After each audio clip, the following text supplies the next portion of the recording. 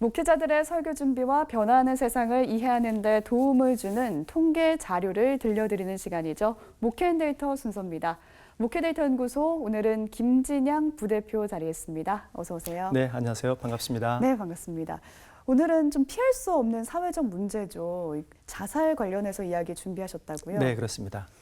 우리나라가 OECD 국가들 중에서 자살률 1위라는 사실은 많이들 알고 계신데 구체적으로 실태가 어떻던가요? 네, 작년 2018년 OECD 기준으로 따지면 우리나라 자살률은 10만 명당 24.7명의 자살자 숫자가 나옵니다.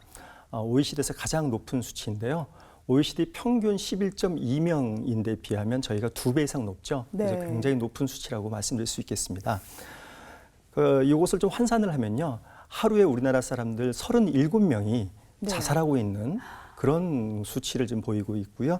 그래서 남자와 여자를 놓고 보면 여자보다는 남자가 약 2.6배 정도의 높은 자살률을 보이고 있습니다. 원인은 무엇일까요? 네, 그 원인을 보면 자살의 문제는 그 정신과 그다음에 정신적인 문제 때문에 원인이 된 것이 한 32% 정도로 나타나고 있고요. 경제생활 문제가 25%, 그다음에 질병 문제가 한 21% 정도 나타나서 정신적인 스트레스, 그다음에 정신과적인 질환 이런 요인들이 가장 중요한 자살의 원인으로 나타나고 있습니다. 자살한 사람도 중요하지만 자살 유가족 문제도 심각하다고 들었어요. 네. 자살자 1명당 6명의 유가족이 있다고 지금 그렇게 지금 추산을 하고 있습니다.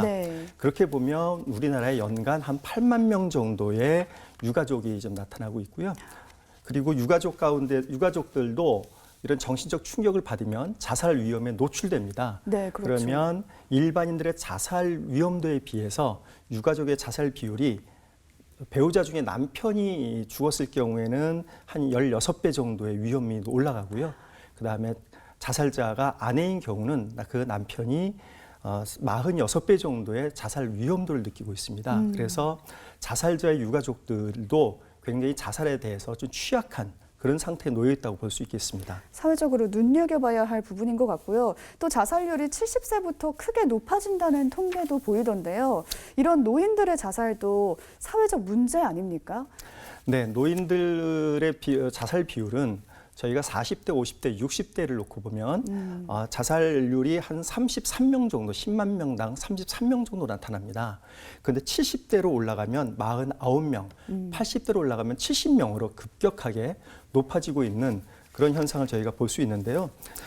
특히 주목할 거는 노인들 가운데 가족들하고 연락하는 비율이 떨어질수록 자살의 위험도 굉장히 높아진다는 겁니다. 예를 들어서 자녀들과 연락을 거의 1년 동안 하지 않는 경우에는 자살 위험도가 32%까지 높아질 정도로 고립된 노인, 독거 노인들의 경우에 자살의 위험에 많이 노출돼 있다. 그렇게 저희가 볼 수 있겠습니다. 그러면 연락을 하는 숫자가 좀 자주 늘어날수록 자살률이 떨어지는 건가요? 그렇습니다. 가족들과의 유대 관계가 노인 자살률을 낮추는 데 굉장히 중요하다고 볼 수 있겠습니다. 이런 상황 속에서 우리 교회는 어떻게 대응을 해야 할지 목회적 제언을 해주신다면요.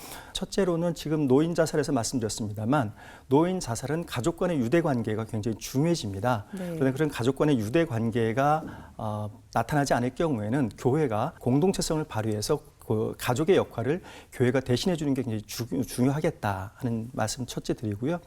둘째로는 청소년들의 자살 문제에 있어서는 청소년들 자살률이 높기 때문에 청소년들의 어떤 자존감을 높여주는 게 굉장히 중요하다고 보여집니다. 그래서 자아 형성되는 그 시기에 하나님으로부터 지음받은 존재로서의 자기를 깨닫게 되고 그리고 하나님으로 사랑받는다는 존재라는 의식을 깨닫게 될 때에 높아진 자존감 때문에 자살 문제를 좀 더 극복할 수 있지 않을까 이제 그런 생각을 하게 되고요. 세 번째로는 유가족 문제를 아까 말씀드렸습니다만 유가족들도 다른 누구에 비해서 자살에 굉장히 취약한 상태로 지금 나와 있습니다. 그래서 교회에서는 자살 유가족이 있다면 그분들에 대해서 면밀하게 좀 관찰하고 배려하고 돌보는 이런 목회적 사역이 요구된다고 하겠습니다. 공동체 내에서 좀 따뜻한 관심과 섬김이 필요하겠네요. 네, 그렇습니다. 네, 오늘 말씀 감사합니다. 네, 고맙습니다.